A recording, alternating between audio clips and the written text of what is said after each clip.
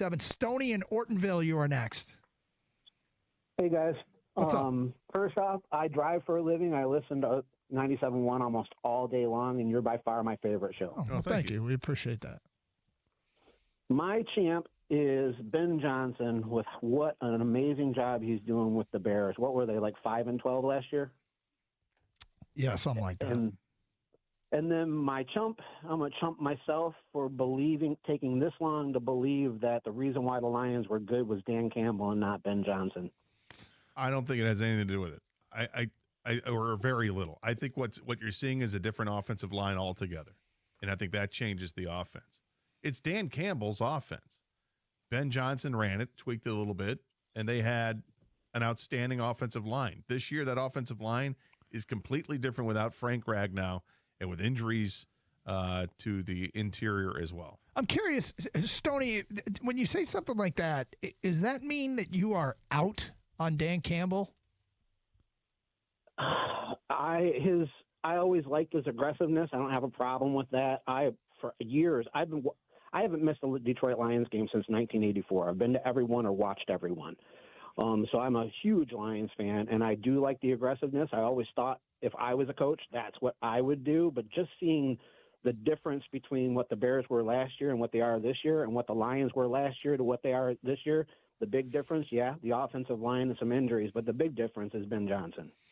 Well, Stoney, I guess, so would you want to move on from Dan Campbell? Not yet. Okay. But we need to do something when it comes to offensive coordinator. It can't be Dan Campbell. He doesn't have any real let me ask you this, as an offensive coordinator. Because I've mentioned it a couple times. Are you completely dismissive of the injuries to the offensive line and losing Ragnow to retirement? Are you completely dismissive of that could be the reason? No, I know the offensive line is bad, but there's other teams with offensive lines as bad that aren't, where their offense is actually moving the ball and completing third downs. The Lions are moving the ball. They are actually moving the ball. I wouldn't say just fine, but they are moving it. The quarterback is one of the top-rated quarterbacks in the league. Oh.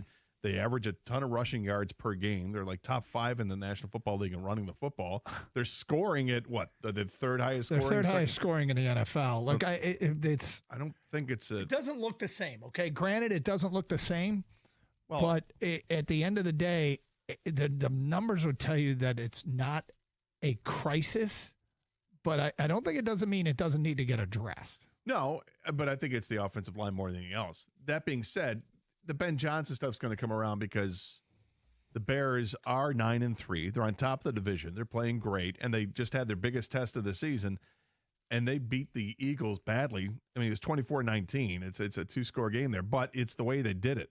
They ran for 281 yards in the game. They had 2 running backs go for 125 yards in that game. You're not supposed to be able to run against that great defensive tackle tandem they have there, and yet they just ran right through that line without an issue. That being said, Caleb Williams was 17 out of 36 in the game.